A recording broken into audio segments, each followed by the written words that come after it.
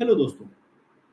अपने पिछले वीडियो में हमने देखा कि डेक्स का इस्तेमाल हम करते हैं कुछ कैलकुलेटेड कॉलम या फील्ड क्रिएट करने के लिए। तो सबसे पहले तो एक बार देख लेते हैं कि क्या क्या चीज़ें हैं जो हम अपने डेक्स को यूज़ करके क्रिएट कर सकते हैं। उसके लिए मैं अपनी टेबल के ऊपर गया, एथलीट्स फैक्ट के ऊपर मैंने यहाँ सेलेक्ट किया। एथलीट्स फैक्ट मैंने सेलेक्ट किया तो उसी का मुझे यहाँ प्रीव्यू भी दिख रहा है। बिना किसी कॉलम को सिलेक्ट किए हुए मैं किसी टेबल टूल पे अंदर जाता हूँ। This is my home. ये मेरा हेल्प है और ये टेबल टूल है। मैं टेबल टूल के अंदर जाता हूँ तो मुझे कुछ ऑप्शंस दिखते हैं। मैनेज रिलेशनशिप, मैंने पिछली बार जब रिलेशनशिप क्रिएट किए थे मॉडल के अंदर, वहाँ पे मैंने मैनेज रिलेशनशिप के बारे में तो सीख लिया था। नेक्स्ट इज क्या क्या हम इसमें से क्रिएट कर सकते हैं, तो वो आ रहा है new measure, sorry, quick measure, new column and new table. Most of the time calculations करने के लिए हम कॉलम्स और मेजर्स को most of the time create करते हैं। सो लेट्स सपोज सी कैसे हम एक न्यू कॉलम क्रिएट करते हैं और वहाँ पे क्या क्या चीज़ें हैं जो हमें ध्यान रखनी चाहिए। जैसे ही मैं न्यू कॉलम पे क्रिएट करता हूँ तो यहाँ पर एक फंक्शन बार, एक formula bar kind of open होकर के आ जाता है। अगर आप नोटिस करोगे, जो कि अभी आप देखने वाले हो और कुछ वीडियोस में, इसका जो फॉर्मेट है, इसका जो स्ट्रक्चर है इस फार्मूले का, वो through out the function, through out the things will be same. ये सब कुछ सेम है, एक जैसा है। सिर्फ फंक्शन और उसका सिंटैक्स चेंज होता है, उसका स्ट्रक्चर कभी सेम नहीं होता है। अगर मैं बात करूँ स्ट्रक्चर का, तो जो भी कुछ, अगर हम अभी यहाँ पर कॉलम क्रिएट करने वाले हो तो कॉलम, अगर हम मेजर क्रिएट करने वाले होते तो मेजर, जो कुछ भी इस इक्वल टू के पहले लिखा होता है वो सीधे सीधे मेरा उसका नाम बन जाता है। अगर मैं कॉलम क्रिएट कर रहा हूँ तो ये मेरे कॉलम का नेम बन जाएगा, अगर मैं मेजर क्रिएट कर रहा हूँ तो ये मेजर का नेम बन जाएगा, अगर मैं टेबल क्रिएट कर रहा हूँ तो ये टेबल का नेम बन जाएगा। तो लेट्स सपोज जैसे कि मैंने गोल्ड मेडल की मैंने काउंट निकाला था, सिमिलरली मैं सिल्वर के लिए भी निकालना चाहता हूँ। इस टाइम मैंने अपने कॉलम का नाम दिया सिल्वर। ठीक है। तो जैसे कि मैंने बोला कि जैसे ही इन्वर्ट इस इक्वल टू के पहले जो कुछ भी हम लिखेंगे वो मेरा कॉलम का नेम बन जाएगा, और इस कॉलम इक्वल टू के बाद में जो भी लिखेंगे वो उसकी वैल्यू बन जाएगी। तो यहाँ पे लेट सपोज मैंने 1 पास किया और एंटर किया, तो यहाँ पे मेरा एक नया कॉलम बन गया जिसका नाम हो गया सिल्वर, और सबको 1 दे दिया इसमें। Right now this is not the case, हम यहाँ पर 1 नहीं चाहते हैं, हम यहाँ चाहते हैं कि कुछ वैल्यू आए। उसको करने के लिए before going to the if function, let me give you a brief of कि ये फंक्शन वर्क कैसे करता है, इसको कैसे लिखा कैसे जाता है।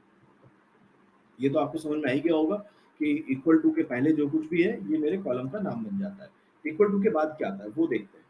सबसे पहले इक्वल टू के बाद मेरा आएगा किसी एक कोई एक फंक्शन आ सकता है। फंक्शन कुड बी इफ हो सकता है, एवरेज हो सकता है, काउंट हो सकता है, आपका मैक्स हो सकता है, मिन हो सकता है, कुछ भी हो सकता है, कॉन्कैटिनेट हो सकता है, कुछ भी फंक्शन हो सकता है।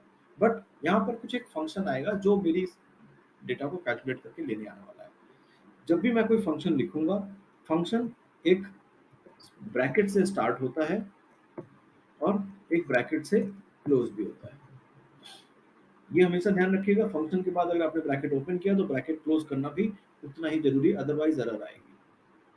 अब इन ब्रैकेट के अंदर हमको क्या लिखना है, तो इसके अंदर लिखने के लिए हमारे पास कुछ आएगा आर्ग्यूमेंट, लेट सपोज 1, आर्ग्यूमेंट 2। अभी आते हैं हम देखते हैं कि आर्ग्यूमेंट होता क्या है, आर्ग्यूमेंट 3।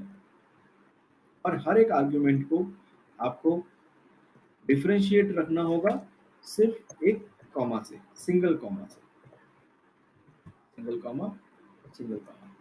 तो ये एक टिपिकल फंक्शन हमारे पावर बीआई डेस्क में ऐसा कुछ दिखता है, जहां पर सबसे पहले हम डिफाइन करते हैं उस कॉलम या उस मेजर का नाम क्या होने वाला है। फिर हम डिफाइन करेंगे कोई एक फंक्शन।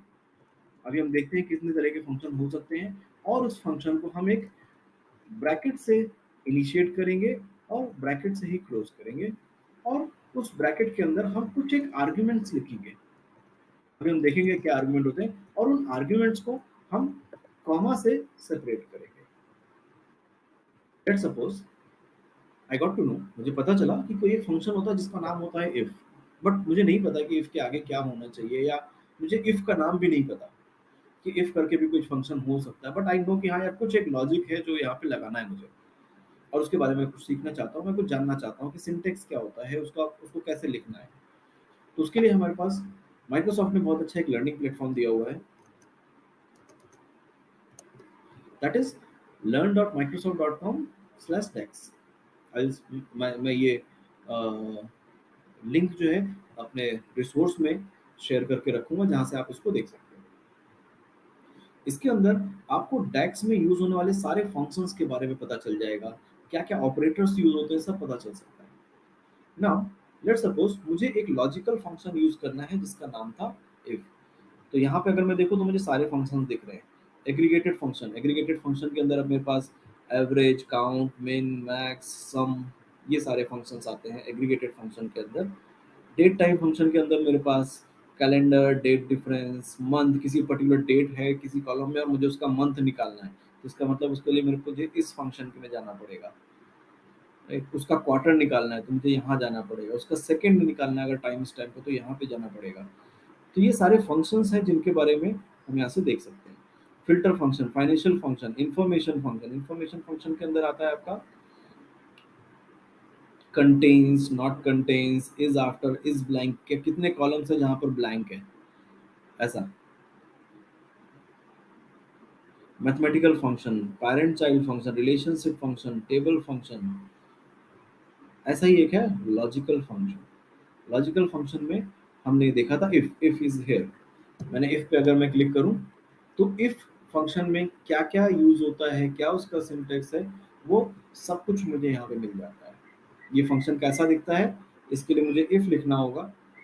फिर आर्ग्यूमेंट वन यानी कि कॉमा से पहले तक का ये चीज मुझे, सबसे पहले मुझे एक आर्ग्यूमेंट वन लिखना होगा, दैट इज लॉजिकल टेस्ट। इसके बाद मुझे लिखना होगा वैल्यू इफ ट्रू। इसके बाद मुझे लिखना होगा वैल्यू इफ फॉल्स। अभी इसका मतलब क्या है, logical test, value if true, value if false. अगर आप पढ़, वैसे तो ये सेल्फ एक्सप्लेनेटरी है, फिर भी अगर पढ़ना चाहें तो नीचे लिखा है logical test is some condition, value if true is if that condition is true, अगर वो कंडीशन सही है तो क्या आना चाहिए, वैल्यू इफ फॉल्स अगर वो कंडीशन गलत हो जाती तो क्या आना चाहिए। कुछ एक एग्जांपल्स भी इसमें दिए होते हैं कि लेट्स सपोज ये कोई फंक्शन हम लेते हैं। इस फंक्शन में यूजर एक नया कॉलम क्रिएट करना चाह रहा है, उस कॉलम का नाम वो देना चाहता है प्राइस ग्रुप। उस कॉलम का नाम बन जाएगा प्राइस ग्रुप और आफ्टर द इक्वल टू उसने फंक्शन कॉल किया है इफ। उसने उस फंक्शन को एक एक ब्रैकेट से ओपन भी किया है और उस ब्रैकेट से क्लोज भी किया है। और इस इफ फंक्शन के अंदर के जो तीन आर्ग्यूमेंट होते हैं वो यहाँ पर दिए हुए हैं। आर्ग्यूमेंट वन कंडीशन, अगर वो कंडीशन ट्रू हो जाती है तो लो प्रिंट हो जाएगा, अगर वो कंडीशन फॉल्स हो जाएगी तो हाई उस कॉलम की वैल्यू आ जाएगी। तो इस तरह से आप किसी भी फंक्शन के बारे में इस माइक्रोसॉफ्ट के लिंक पे आकर के पढ़ सकते हैं। इस माइक्रोसॉफ्ट के लिंक से पढ़ने का फायदा ये है कि जब भी कोई नया डेक्स फंक्शन इंट्रोड्यूस होता है आपके पावर बीआई डेस्कटॉप के अंदर, वो भी आपके यहाँ पर इंक्लूड हो जाएगा। Right, now let's go back to my function. Now अब यहाँ पर मुझे इफ कंडीशन लगानी है तो मैं यहाँ पर फंक्शन की जगह लगा दूंगा इफ। जैसे ही आप आई एफ लिखोगे तो यहाँ पे जितने भी पॉसिबल फंक्शन के ऑप्शन हैं वो सारे आ जाते हैं। मैंने उसमें से इफ सिलेक्ट कर लिया टू डिलीट एवरीथिंग। जैसे इफ के बाद मैंने ओपन ब्रैकेट किया तो ये देखिए ऊपर एक हिंट आना स्टार्ट हो गया। इफ सबसे पहला argument that is argument one जो मुझे यहाँ पे लिखना है वो है लॉजिकल टेस्ट। तो टेस्ट मुझे मालूम है, टेस्ट इज व्हेन इस वाले कॉलम में मिडल कॉलम में सिल्वर होगा, that is a test. Right, condition is कि मिडल वाले कॉलम में होना चाहिए सिल्वर। तो अभी इस मिडल कॉलम को सिलेक्ट कैसे करना है, जैसे कि हमने एम लैंग्वेज में देखा था, वहाँ ड्रॉप डाउन आ जाता है कॉलम सिलेक्ट करने का, हमने क्लिक किया कॉलम सिलेक्ट हो गया। यहाँ पर ऐसा कंडीशन नहीं है। और यहाँ पर एक ऑप्शन ये भी है कि आपको कॉलम सेलेक्ट करना है, एक ऑप्शन ऐसा भी हो सकता है कि आपको दूसरी टेबल का कॉलम सेलेक्ट करना है। तो इस कॉलम का कंप्लीट एड्रेस होगा, ये टेबल नेम है मेरा एथलीट्स फैक्ट। तो सबसे पहले मैं इस टेबल को फिल करूंगा और फिर उस टेबल के अंदर उस कॉलम को पुल करना चाहूंगा। जब भी किसी टेबल को पुल करना होता है तो वो मुझे करना होता है सिंगल कॉस्ट कॉलन के साथ। जैसे मैंने ये सिंगल कॉलन प्रेस किया, जितने भी ऑप्शंस थे वो मेरे पास आ गए। अगर टेबल पुल करने और उस टेबल के साथ अगर मुझे मिडिल कॉलम पुल करना तो ये इसने सीधे मुझे ऑप्शन दे दिया। लेट्स सपोज मैं फर्स्ट केवल टेबल पुल करता हूँ, तो ये मेरे पास टेबल पुल हो गई एथलीट्स फाइट। अब उसके अंदर का अगर मुझे कोई कॉलम भी पुल करना है, कॉलम मैं थोड़ा सा स्पेस दे रहा हूँ जस्ट फॉर डेमोन्स्ट्रेशन पर्पस, ये स्पेस यहाँ रिक्वायर्ड नहीं है। एथलीट्स फाइट के अंदर मुझे कॉलम पुल करने के लिए मैं स्क्वायर ब्रैकेट ऑन करता हूँ। जैसे ही मैं स्क्वायर ब्रैकेट ऑन करता हूँ, मेरे पास क्या क्या ऑप्शन हैं वो सारे भी आ जाते हैं। MEDAL, लेट सपोज मैंने यहाँ से इसको सिलेक्ट कर लिया। तो नाउ इफ के अंदर, इफ फंक्शन के अंदर मुझे एक लॉजिकल टेस्ट देना था, तो वो टेस्ट मैंने सबसे पहले अपना एथलीट्स फैक्ट के अंदर टेबल के अंदर का मेडल नाम का कॉलम को सिलेक्ट किया है। नाउ आई वांट कि इसमें कंडीशन इज कि इज इक्वल टू होना चाहिए सिल्वर। जब भी डेक्स फंक्शन में आप किसी टेक्स्ट को रिफर करो तो डबल कोड लगाना जरूरी हो जाता है, बट अगर कहीं नंबर को रिफर कर रहे हो तो ये लगाना जरूरी नहीं होता है। पर सिल्वर इज अ टेक्स्ट, तो यहाँ पे मैंने डबल कोड किया। तो अभी मेरी ये लॉजिकल टेस्ट जो कि मेरा फर्स्ट आर्गुमेंट था वो कंप्लीट हो गया है, तो मैंने यहाँ पे कॉमा प्रेस किया। जैसे ही कॉमा प्रेस किया, आप हिंट में देख रहे हो, ये पूछने लगा आपसे कि give me the value what is result if true. अगर ये कंडीशन सही हो जाए तो मुझे क्या वैल्यू चाहिए, मुझे वैल्यू चाहिए one. One is a numeric, इसलिए मैं यहाँ पे डबल कोड यूज नहीं करूंगा और आगे बढ़ जाऊंगा। जैसे ही मैं अगला कॉमा प्रेस करूंगा, इसने मुझे पूछने लगा कि रिजल्ट इफ फॉल्स। यहाँ पे भी मुझे एक न्यूमेरिकल वैल्यू देनी है, तो मैं जीरो प्रेस करूंगा बिना किसी डबल कोड के। और जब मैं अपना ब्रैकेट क्लोज भी करूंगा, क्योंकि मैंने यहाँ पर इफ को का ब्रैकेट ओपन किया था, तो मुझे यहाँ इफ को क्लोज भी करना पड़ेगा। क्लोज करके जैसे ही मैं एंटर मारूंगा, मेरा सिल्वर करके कॉलम तैयार हो गया। अगर मैं मेटल सिलेक्ट करके देखूं यहाँ पे सिल्वर, तो यस, सिल्वर में वन आ गया है और बाकी सब में मेरा जीरो है।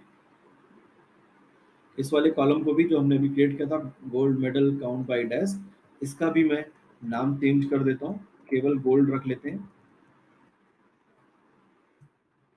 ठीक, now there is a difference. Gold जो मैंने कैलकुलेट किया था, तो यहाँ पे मैंने सिर्फ कॉलम नेम चूज किया था, जबकि जब मैंने सिल्वर कॉलम बनाया है, तो यहाँ पे मैंने टेबल नेम भी डाला है, राइट। तो क्योंकि मेरी वर्किंग टेबल, मेरा जो होम टेबल है इस कॉलम का, वो मेरा एथलीट्स फैक्ट ही है, इसलिए जरूरी नहीं था कि यहाँ पे मैं इस मेडल को के सामने टेबल नेम का रेफरेंस दूं, right. But it should be a practice, हमें अपनी प्रैक्टिस ये रखना चाहिए कि मुझे टेबल नेम और कॉलम नेम दोनों सिलेक्ट करना चाहिए, सो दैट हमको एरर्स ना मिले। अभी मैंने इसको कॉपी कर लेता हूँ, मैं एक बार दोबारा से एक कॉलम बनाता हूँ। अभी मैंने सिल्वर के लिए एक कॉलम बना दिया, गोल्ड के लिए कॉलम बना लिया, तो सिमिलरली एक कॉलम और यहाँ पे मैं बना देता हूँ ब्रॉन्ज के लिए। उसके लिए मैं वापस से टेबल टूल पे गया, न्यू कॉलम पे गया, फार्मूला बार ओपन हो गया, मैंने यहाँ पे उसको पेस्ट कर देता हूँ और सिल्वर की जगह ब्रॉन्ज डाल देता हूँ।